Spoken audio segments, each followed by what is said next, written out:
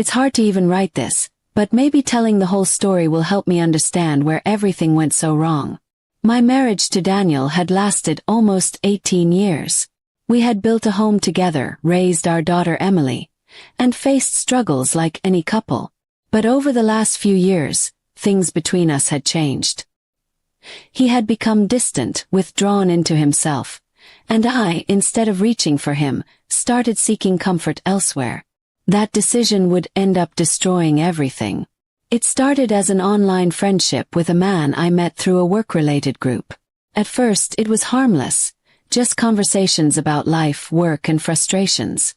But slowly, those talks turned into something more. I began to feel understood in ways I thought Daniel no longer provided. Soon it crossed a line. I told myself it was just emotional, but eventually, it became physical.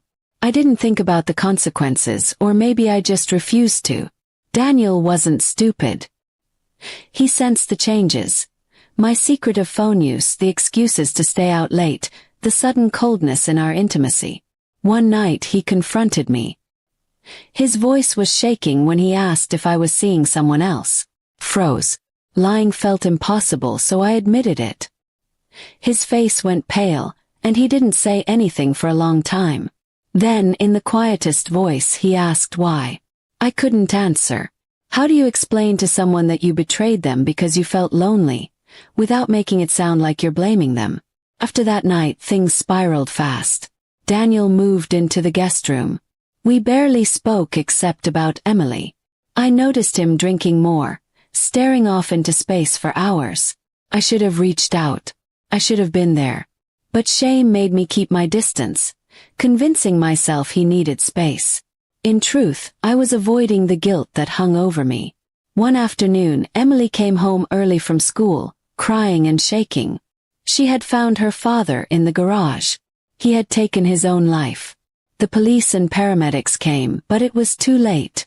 I remember standing in the driveway, my legs numb, feeling like the world was spinning. Emily wouldn't look at me. The days after were a blur of funerals, condolences, and whispered gossip from neighbors who had already heard about my affair. I was drowning in guilt, replaying every moment I could have done something differently. Emily barely spoke to me, except to ask short, necessary questions. She stayed mostly with her aunt. A week later, Emily confronted me. She asked directly if my cheating was the reason her dad was gone. I told her it was more complicated than that he'd been struggling before, but she didn't want to hear it. She shouted that I had broken him, that I had destroyed our family.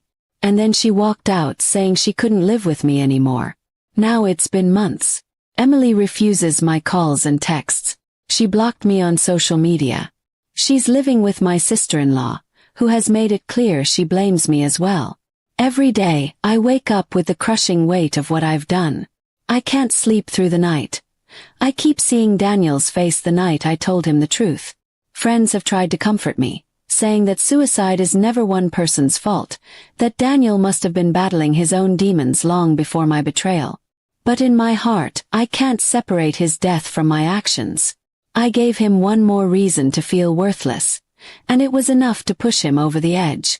I've tried writing letters to Emily, explaining how sorry I am, begging her to understand that I never wanted to hurt her or her father. But every letter ends up in a drawer because I don't know if I have the right to ask for her forgiveness. Maybe she's better off without me. Some days I think about leaving this town, starting over somewhere new where people don't look at me like I'm a monster. Other days I think I deserve to live with the shame and whispers. Running away feels like taking the easy way out, and I've already taken too many easy paths in my life. I've started seeing a therapist, trying to face the choices I made and the damage they caused. The sessions are painful, forcing me to unpack years of resentment, loneliness, and pride. But deep down, I know that no amount of therapy will erase the fact that a man is dead and a daughter has lost her father, partly because of me. I still keep Daniel's wedding ring in a small box on my nightstand. Some nights, I hold it in my hand and remember the early days, when we were in love, when I couldn't imagine ever hurting him. Those memories are the cruelest because they remind me of what we once had, and how I destroyed it. If I could go back, I would choose differently. I would fight for our marriage instead of escaping into someone else's arms. But the past doesn't give second chances. All I can do now is live with the truth. My husband is gone, my daughter hates me, and the life I built is in ruins, and I am the one who tore it apart.